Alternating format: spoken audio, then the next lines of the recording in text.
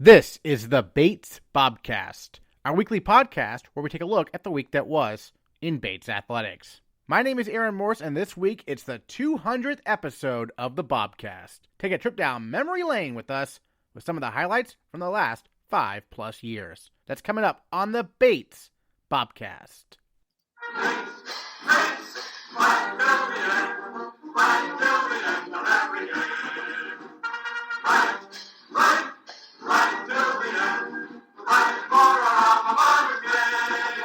The Bobcast debuted on October 6, 2015, and in only our 5th episode, we got to chat with the president of Bates, Clayton Spencer, about her passion for sports. You know, I know you're into sports. When did you really first start to really find that passion for athletics? I think I first started when I was a little kid. I'm third in a family of 4. Older brother was a Yankees fan. Boo. Older sister, not particularly into sports. And but I started by playing outside. We had a great neighborhood. Our yard was the gathering place. We played kickball every afternoon. Then we evolved to football and basketball. So I started the way any active, competitive little kid starts, I think. And then in terms of sports that you were following, did you follow like basketball teams closely or whatnot? I was born in North Carolina, the basketball capital of the world, collegiate basketball. Moved to Virginia when I was 2 and lived from age 2 to 13 in Virginia. And the entire time I lived in Virginia, every time we were in a car, we were listening on scratchy AM radio to the live broadcasts of Davidson College basketball games. So Davidson has reemerged into prominence as the home of Steph Curry. Back then, Lefty Driesell was the coach of Davidson before he went to Maryland, and we had several guys, Fred Hetzel, Dick Schneider, Mike Malloy, who went from Davidson to be pros. And so Davidson was consumed with basketball. My dad had been on the faculty at Davidson. He's a graduate of Davidson, and ultimately, when I was 13, he went back to be president of Davidson. And in the meantime, Davidson basketball intruded in its scratchy radio form into our family life in all sorts of ways. It was way before the era of live video casts. But we followed every move. I knew every player, Barry Teague, you name it. And then you ended up going to Williams College for your undergrad. Did you play any sports there or follow the sports when you were there? Yeah, I played varsity basketball. But I want to say, so that there's no misunderstanding about that, I hold a record. This was all pre-NESCAC. One of my colleagues at Harvard used to introduce me at events and say I held the record for the lowest vertical jump in women's basketball, which is probably true because I am a spectacularly mediocre athlete. But the deal is I spent my whole life shooting baskets. So by the time, and there was my high school, we didn't have any girls' teams. It was before Title IX. So there were no girls' teams. Ultimately, I went away to school. I got to play basketball there. Then I played at Williams, and I had a really good shot. So I played varsity ball at Williams pre-Title IX.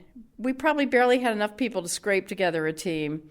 And I played freshman year, sophomore year, and then I went away the second half of my sophomore year. And then when I came back, I didn't play junior and senior year.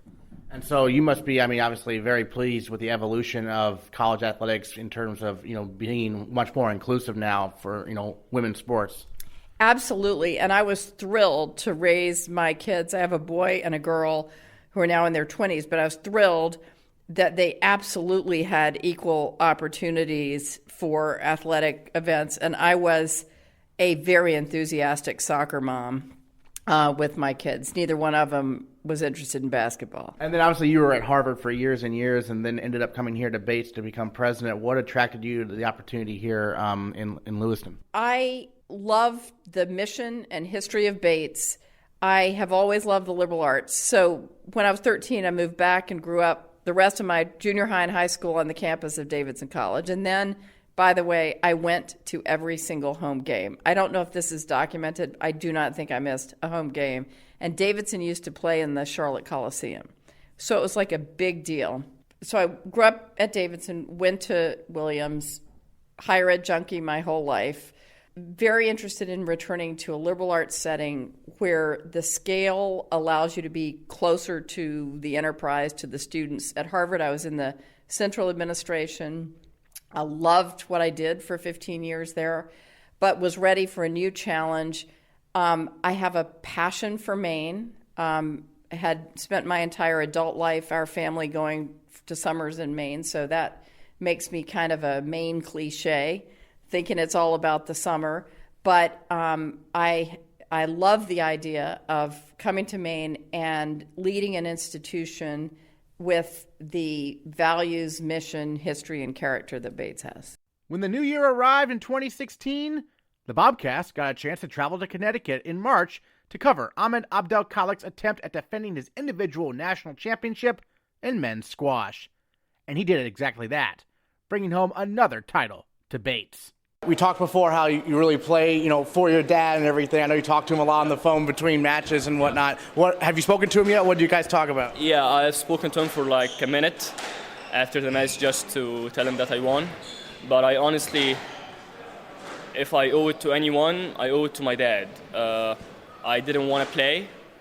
And, when you're not hungry anymore, you just don't want to get on court, you don't want to train. He just asked me to do it for him. And if you want to win, you really need to find someone precious to you or something precious to you to play for. And I just did it for him. I know also you have a great relationship with a lot of the parents that surround the squash program. Talk a little bit about that. Well, they have been more than supportive of me, on and off court, especially Mr. Cannon, Mr. Burke, Mr. Mitchell. Those three have had they really... Words can't express how I really feel about those people.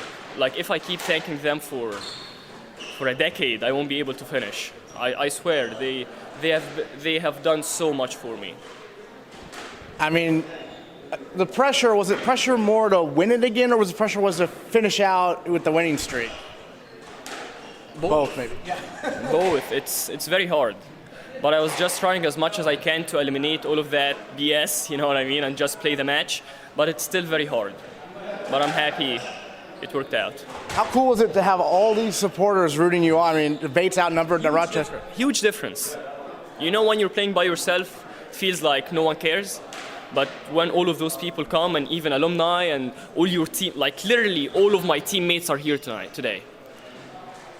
Men and women, all of them. You know how I'm supposed to feel, like having breakfast, all of us together, and even last night when we were hanging out together in the lounge, it gives you a great feeling like these people got my back. Like, win or lose, they have got my back. So it's a great feeling, and it made a huge difference having them by my side today. I know we've talked before how you're not going to pursue professional squash full time, but you're probably still going to play a lot, right? Maybe I'll pursue coaching career, but not.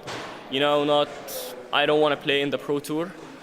Maybe just coaching career, like as a part-time job, not a full-time. You touched on this previously, but after you beat Bayumi, you basically knew you were going to win it all. Is that a fair statement? No, not at all. No. It's different. Last year I beat Kobayashi 3-love in like 25 minutes. I knew it wasn't going to be the same. It's different when it's like you're playing someone in the semifinals, and when you're playing him in the finals, or even when you're playing head-to-head. Each match has its own circumstances. So you need to prepare for each match by itself, you know what I mean? How are you able to overcome the knee issue? What happened there? I don't know. I didn't really feel it until they told me. So I was just making sure that the blood didn't appear, because if it had appeared, I would have lost the game. Yeah. Gotcha. And I mean, both of you had injury timeouts. I mean, so it's pretty physical competition there? Yeah. There was so much interference, especially in the third game, because both of us knew that the winner of the third game would win the match. You know what I mean? Yeah. And then, so Kobayashi, you mentioned he looked like he was improved from last time. What was challenging about him? Well, he played way better. He was fighting so hard. Last year, he wasn't really fighting as much, or maybe I was better. I don't know. But this time, even he was just getting to each and every shot I played. It's very frustrating when you know that this is a winner for me. I should win this point, and then he comes out of nowhere and he wins the point. You know what I mean? So instead of being a winner for you, it's a winner for him. It was very frustrating. Has it hit you yet that you're back-to-back national champ? No. I was sick a week before the tournament, and I started playing 3 days before it started. So I was preparing for myself to lose, and I didn't. So it's great. The 2016-17 academic year was an eventful one. One of the highlights for the Bobcast was traveling to Naperville, Illinois in March to cover the NCAA Division III Track and Field Championships. And ladies and gentlemen, welcome to Chicago O'Hare International Airport. Local time is approximately 3:49. It's March, and 15 Bates College student athletes and coaches are traveling more than 1,000 miles to Naperville, Illinois for the 2017 NCAA Division III Indoor Track and Field Championships. On the flight there, they get a shout-out from the pilot. Bates College Indoor Track Team, they are headed to Chicago for the NCAA Division III Championship. So a high five to the team and Coach Jay Hartshorn. Do your best. For many of the Bobcats, this trip is their first to Chicagoland. The men's distance medley relay team of senior captain Patrick Griffin, sophomore Michael Soma, junior Rob Flynn, and junior Jack Kiley take the opportunity to try some Chicago-style pizza on their first night in town. Reviews are positive. Very good. Very different, but yeah. I'm from New Jersey, so I mean, it was good, but I'm not sure if it was pizza per se. I think it was more pie. But yeah, definitely good. What do you think? Yeah, I've been to Chicago before, so I've had the deep dish pizza. I love it. So it was definitely nice to have that little treat when we get away from Maine and I guess New York kind of style pizza. The team departed from Maine on Wednesday and returns on Sunday.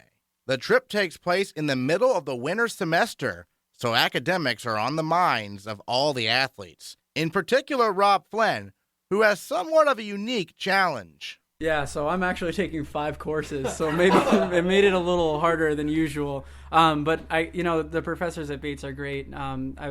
As soon as we found out, I sent them emails and just said, hey, this is what's going to be going on. And I got a lot of cheering, although I don't know if many of them know a lot about track, but just a lot of good wishes and any sort of help I needed. So I really appreciate that from the professors because it stinks to miss class and you miss a lot of learning experiences from being there. So it's not just we get to go on vacation and run a race, but it's really nice to have them be so understanding and want us to go experience that. Yeah. The women's distance medley relay team of senior captain Claire Marconic, senior captain Jessica Wilson, sophomore Aiden Eichhoff, and sophomore Sarah Rothman brings a wide range of experience. From Marconic, who is making her 4th trip to nationals. Each year it's been a new group, so it's exciting every year, and it's just an honor to be here 4 years in a row.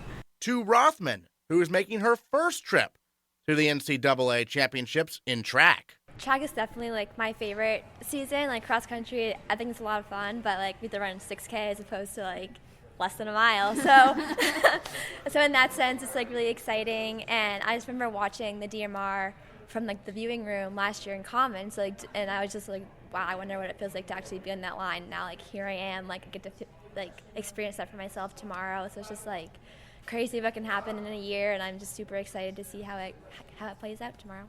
Both DMR squads are basically teams within the larger Bates track and field team. It creates a special bond. We travel together even just to Boston, and same roommate assignment, so I guess that kind of normalizes everything. So we've been training together all season. Yeah, so we've kind of have a bond that we call ourselves the mid-D squad. I mean, Mike doesn't necessarily do the same workouts that we do. I mean, he's still a part of the squad, but and we're missing our good friend Olin, who unfortunately couldn't come with us, but he's been training with us all year long too. So like, give a shout out to him. Yeah, shout out to Olin. Olin, we miss you, man. But yeah, so we just kind of we're used to it. Like as Pat said, or as Mike said, we've been to a lot of meets together, so yeah, it's all routine at this point. All right, well, time to get at it.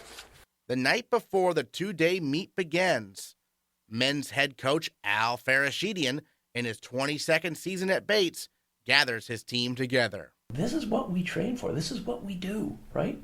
This is where you want to be. So love every minute of it.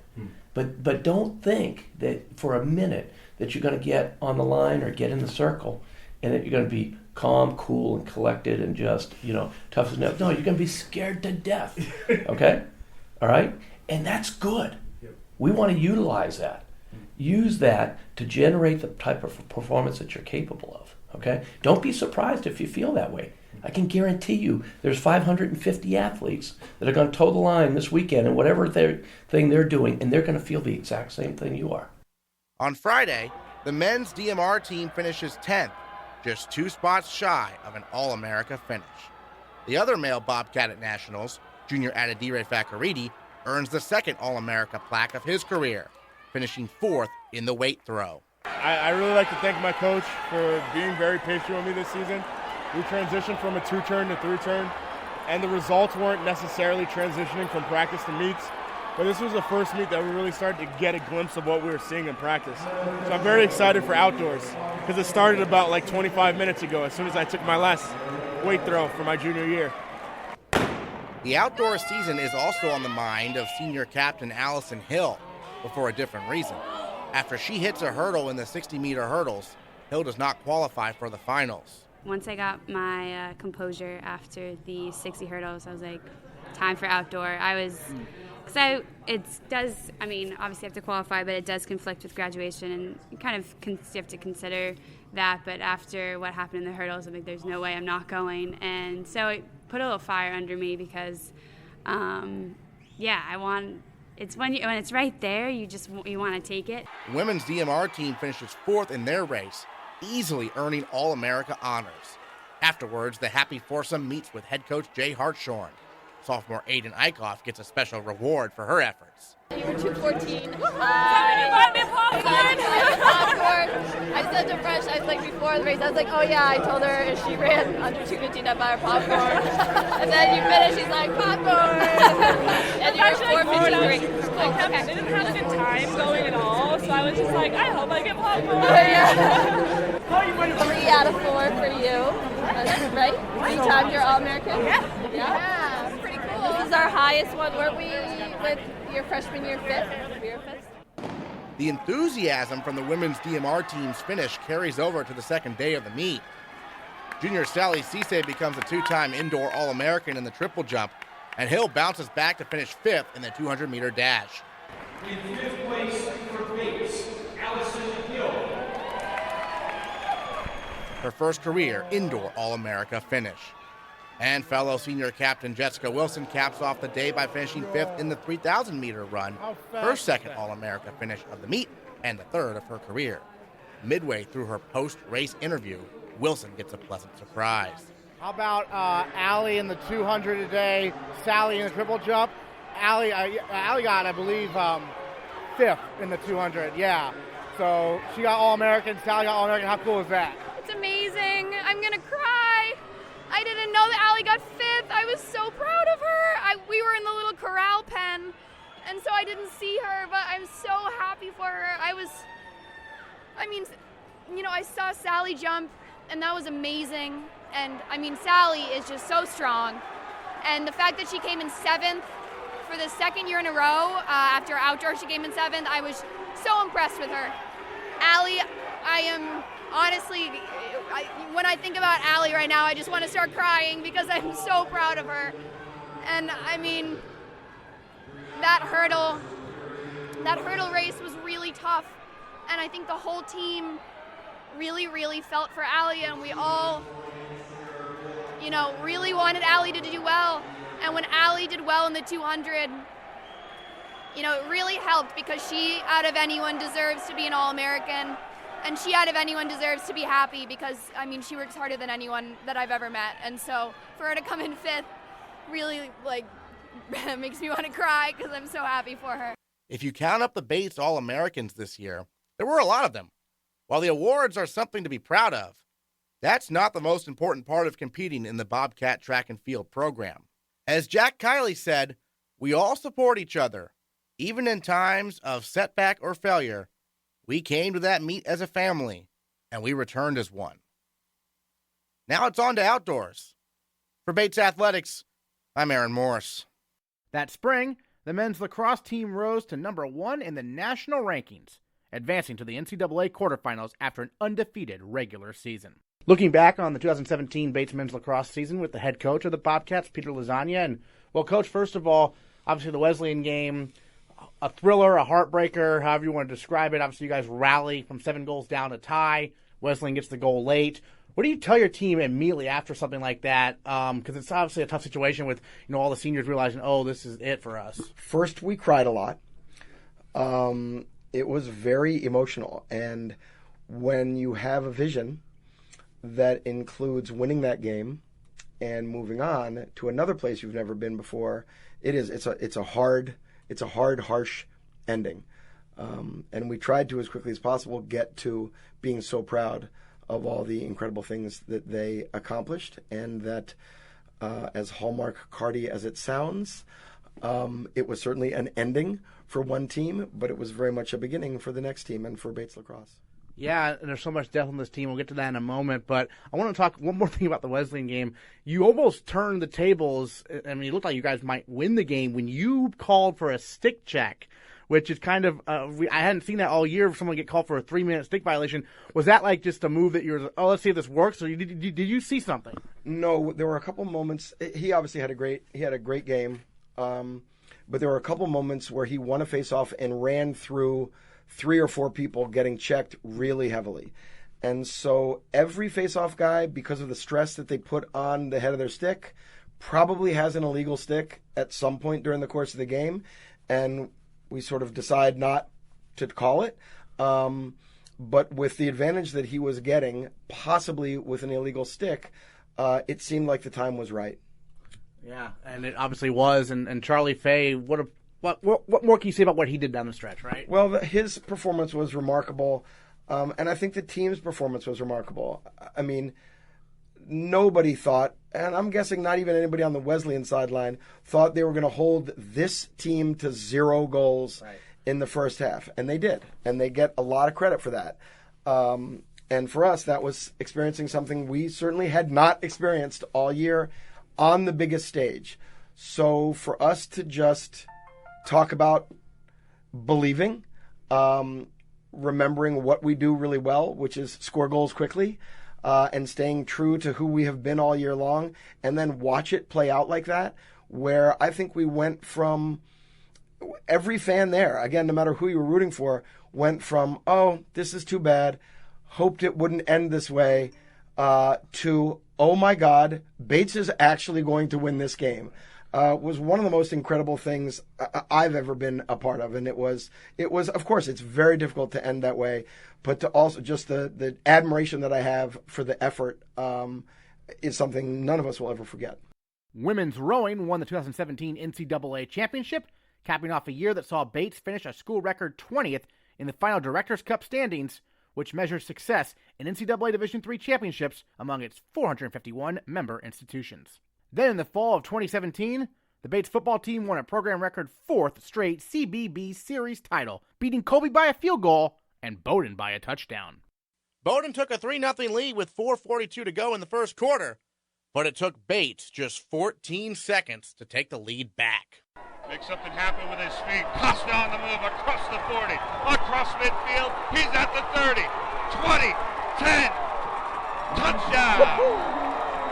First-year quarterback Brendan Costa's 70-yard touchdown run gave Bates a 7-3 edge. Well, against Colby, we ran the Q draw a lot, going right up the middle, so I think Bowdoin kind of focused on taking away the middle a lot, so then I kind of bounced it outside, and it was kind of just a straight shot to the end zone. And senior Grant DeWald made a 21-yard field goal with 1:04 left in the second quarter to extend the lead to 10-3.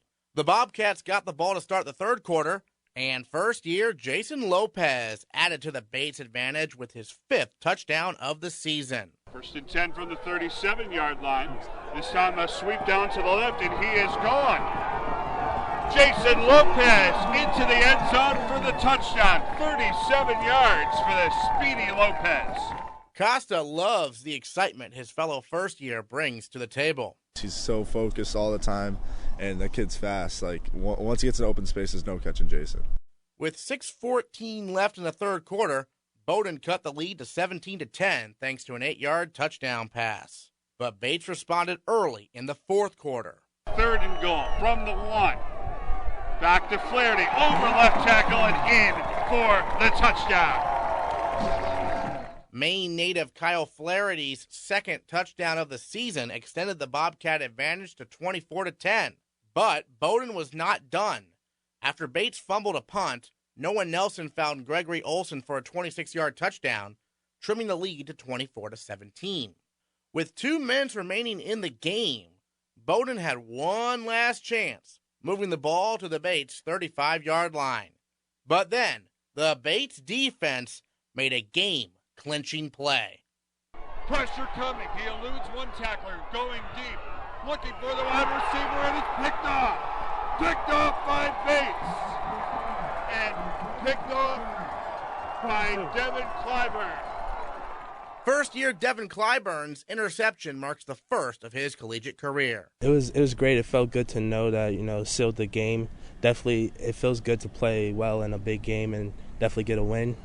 It just felt good for my seniors, especially seniors on my team, to know that I may help them complete history. The 2017-18 academic year saw the rowing program put together its greatest season ever. The women's rowing team's first varsity 8 won the gold medal at the NCAA championships, a first in the program's history. And the Bobcats as a team took home another national title. Meanwhile, the men's rowing team qualified for the prestigious IRA National Championship Regatta, becoming the first NESCAC crew ever to compete on the biggest stage of collegiate rowing, with the likes of Harvard, Yale, Washington, and more. After the women won the NCAA championship and before the men competed at IRAs, the Bobcast chatted with head coach Peter Steenstra. That race was months, if not years, in the making. It was something that they had been very prepared for and focused on, and they had been racing at that almost the exact same pace and the exact same strategy-wise, going through the 2,000 meters. Nothing about that was anything at all interesting or exciting, and that's exactly why they're national champions, is because they're just flat out that much better. Yeah, it's interesting. There wasn't much drama at all, really. I mean, Williams wasn't even in the grand final. Wasn't that weird? Yeah, no. I mean, we knew that, but we were focused more on the boats that were going to have the real speed to compete, and so we knew that it would be somewhere in that second 500 meters. Ithaca would make a very strong move. They're always quick off the line, so we kind of expected that anyway. But it was through that second 500 that we knew we'd be able to establish our dominance in the piece. And then anyone who watches the video, you can see that there was no way that anyone was going to be able to haul them in through that second 1,000 meters. The second 1,000 was kind of like a victory tour at that point. Right. And, you mentioned before there's a lot of experience, but I was looking through it. There were 3 seniors in that boat, right? So there's still a lot of people coming back. Yeah, try not to tell anybody. So, 3 seniors in the boat, And the second boat, what do we have? 2 in there plus the coxswain. So, 3. But, either way you slice it, we're losing 21 seniors out of an entire group of 60-plus people. That's men and women included. Mm-hmm. So a third of the program is graduating. And so mostly what that is a big portion of the personality of the team. Mm-hmm. When you have one large class that's working its way through, the program is going to inevitably take on the personality of that group. How about the venue? Because that was obviously new for everyone. What were your impressions of it? Beautiful race course. It's the only place we've ever been to where it's a piece of water specifically designed for rowing, designed and built for rowing. Yeah. So to have a whole warm-up portion of the water, and then even I don't even know what they call it, the back channel, in order to you go through the race course, then you come back on a back channel that was built for. So that the entire system is in a big circle. It's just, it was a great experience for them. It was cool for me to be there and see it for the first time. No one can control the weather, and Florida's going to be Florida, and that's just the way it goes. And there was a lot of rain, and so the whole place turned into a giant mud pit. But everyone kind of took that with a smile and just kept going. Yeah, it definitely was very muddy on land, but it sounded like the water conditions were perfect. Water conditions were perfect, especially on the final day. We were fully expecting 15-mile-an-hour crosswinds, and it turned into almost glass. I mean, there might have been 2 or 3 mile-an-hour puffs here and there, but there was nothing. It was really, really nice. Second varsity 8 finished second to Wellesley in their heat on Friday. Was that surprising to you? Was that surprising to the people in the boat? Surprising that we lost. Well, surprising that Wellesley was that fast, I guess. No. We always expect Wellesley in particular to get faster. They're very well coached. We knew that they would get better anyway, so that's something we fully expected. You never expect to lose a heat or something like that, but I think that the women responded to it very well. The only thing I kind of mentioned to them was that they're at the end of that loss. That's the first time they were challenged, so they got better that day, and then they showed that in the final. Yeah, in the final they were down there a little bit, but then they rallied. What did you see from them over the last 500 there? I saw their true speed, and they felt their full potential in the second half of that race course. Excellent. Now let's look ahead a little bit to IRAs coming up this week, and obviously maybe different expectations, if you will, but you're the same in a way because you still want the expectations to go as fast as possible, right? Well, the expectations based on the rest of the rowing world is that we're supposed to go there and be last. So when you take that approach and you start to look at who else is involved in the race, there's groups that they're boats that we're just not going to catch, and so we shouldn't even plan on that. We're not going to do the old pie in the sky thing and shoot for the stars and land on the moon, all that nonsense. We're not going to do any of that. This is going to be let's surgically go into this thing. Let's figure out who we can go after. We're going to race 4 times no matter what. We're supposed to finish last, so let's see who we can pick off along the way. The heats and land assignments just came out, so we know who's in that race now. And this morning at the end of practice, the guys loaded the trailer, and I said, we kind of got together and chatted. And we just need to treat all 4 races like a grand final. Because, in our opening heat, there's Cornell. When are we ever going to get a chance to race the Cornell Varsity 8 again, right? So let's just see what you can do against that Varsity 8. And same thing with Penn and so on and so forth. And then once you get through the heat and you're in the reps, which is exactly where we should be, then there's going to be 3 other boats that we probably have never seen before, and let's see who we can beat in that group and just continue on through the regatta that way. It's not a matter of figuring out how to get through the race and hoping to save the best for last and all that. No. We're not going to overthink this thing. Let's just go and line up every chance we line up, and every time they say the word go, we give it everything we've got. Is it kind of weird as a coach to go from being expected to win the national title to being expected to finish last in something? It is quite different, yeah. It's quite different. You want to, with the women, it was trying to calm them down in some ways because a lot of them were getting very excited, and obviously they were feeling the pressure of that expectation to win. And the guys are getting all excited because there's no expectation from the outside world for us to do much of anything there. At this moment, we're kind of the novelty group, and we're getting emails of congratulations from all the big time people and coaches and everything else, and we appreciate all that. But we're going in this thing to pick a fight and see who we can get on top of. Well, and I saw Marish got in, right, and that's a team that's a crew you already beat, right? We've already beaten them, yeah. And then there's a few others that we're pretty excited about because on paper we have every reason to think we can get in front of them. From the 2 crews that are coming in from San Diego, and then Temple and St. Joe's out of Philadelphia. Those are 2 crews that I think are within our reach, and certainly if it ends up that we're all in the 4th level final together, then great. It's going to be an awesome race no matter what. Excellent. Well, any other thoughts on this past weekend, and where does the women's program go from here? Well, if you were to ask any one of the women on the team, I think the answer to that is we go right back to the bottom of the mountain. We say goodbye to the seniors, and we welcome in the new freshman class, and then we start up the mountain again. In 2019, the women cemented their dynasty with a 3rd straight NCAA championship and their 4th in the last 5 years. We were in Indianapolis for all the excitement. Senior captain stroke Sophia Rintell spent her entire Bates career in the first Varsity 8 boat, helping the Bobcats win 3 national titles along the way. I was having some nerves, as everyone always does right before the race, but there kind of came a moment right as we were waiting to line up to get into the start area when I realized I'm not nervous, I'm just excited. And the 7 or so minutes went by pretty quickly, and all I could think about was just, it's the last time, and I just have to push as hard as I possibly can and enjoy it one last time. So wind in your face a little bit? A little bit, yeah. It was a little windy out there, but nothing we couldn't handle, nothing we hadn't seen before. So when that type of situation, how does that change things, if anything at all, in terms of the wind blowing towards you? It just means, be a little grittier, and all the same crews are out there experiencing the same wind, so trusting that we can handle it, and if they can't, they can't, but we know we can. You're right by the coxswain, so you're hearing everything very clearly right next to her. At what point were you and Liza like, we got this, it's open water at this point?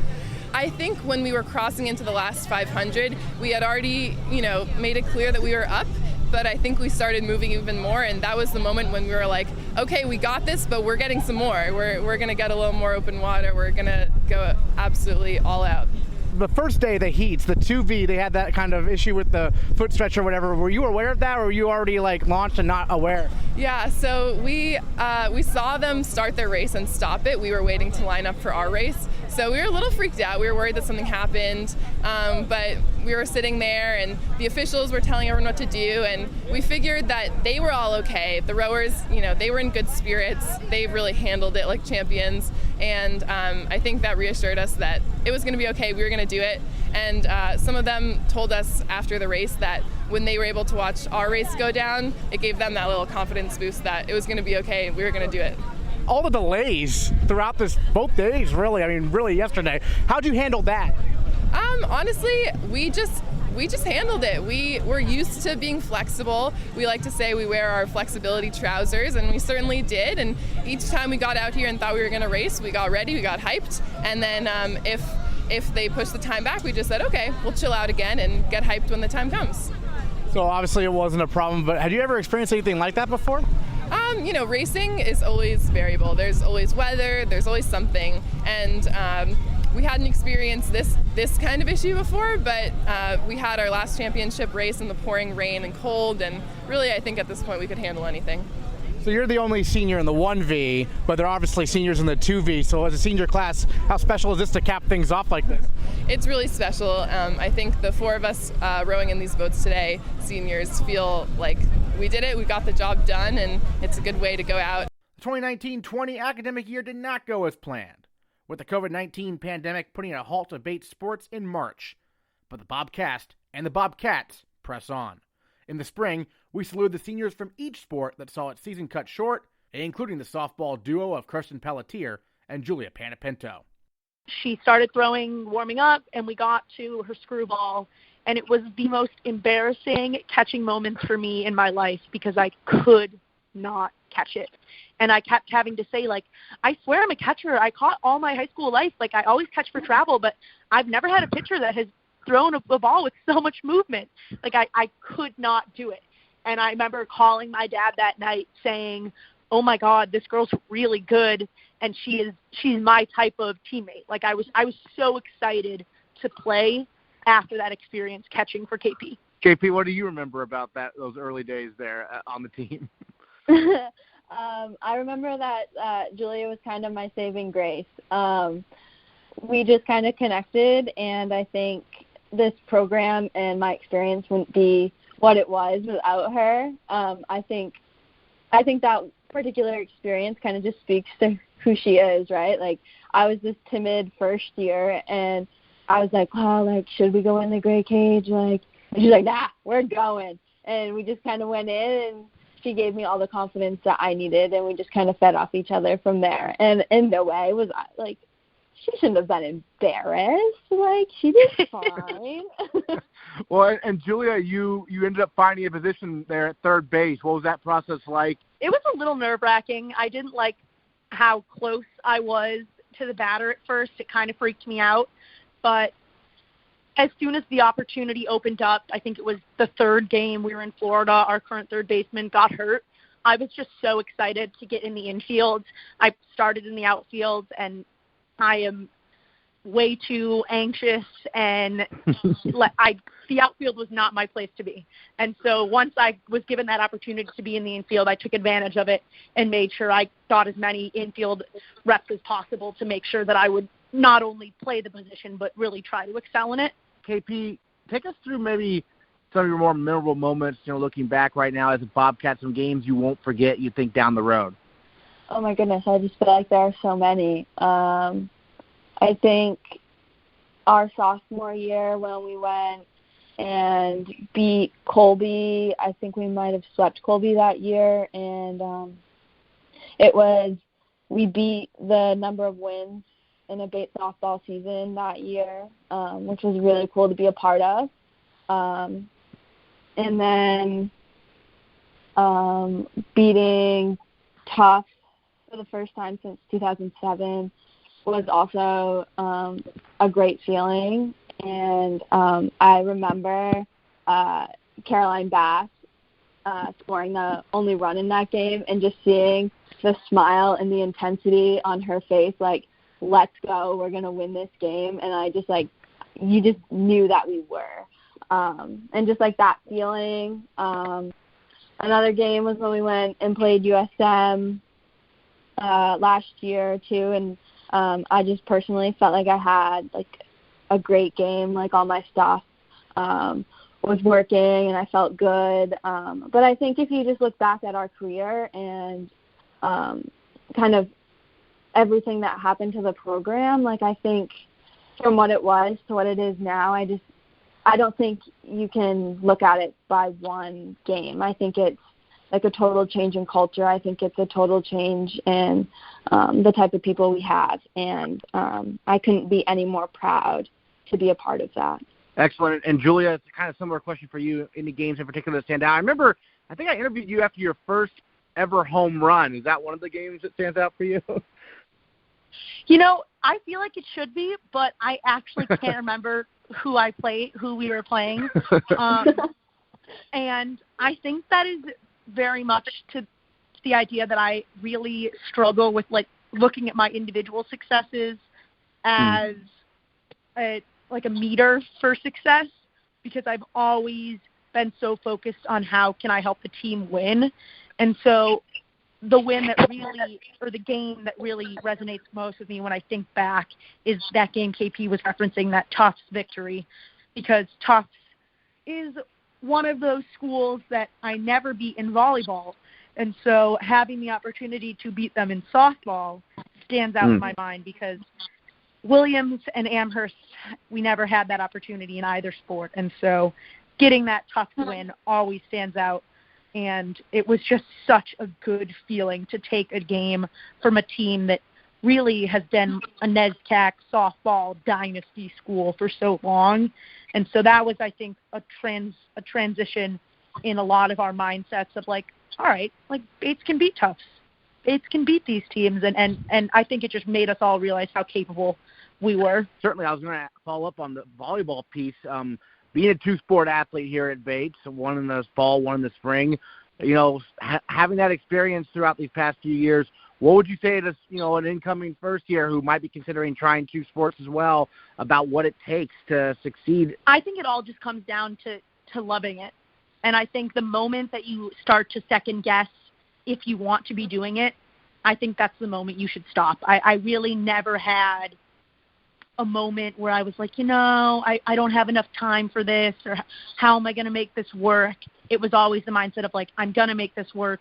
Now let's figure out how. And so I think that has to be your mindset if you want to play two sports, because it is a huge time commitment, not just to practices and games, but to your teammates and to lifts and making sure that every time you are there, you are present and you are ready to compete.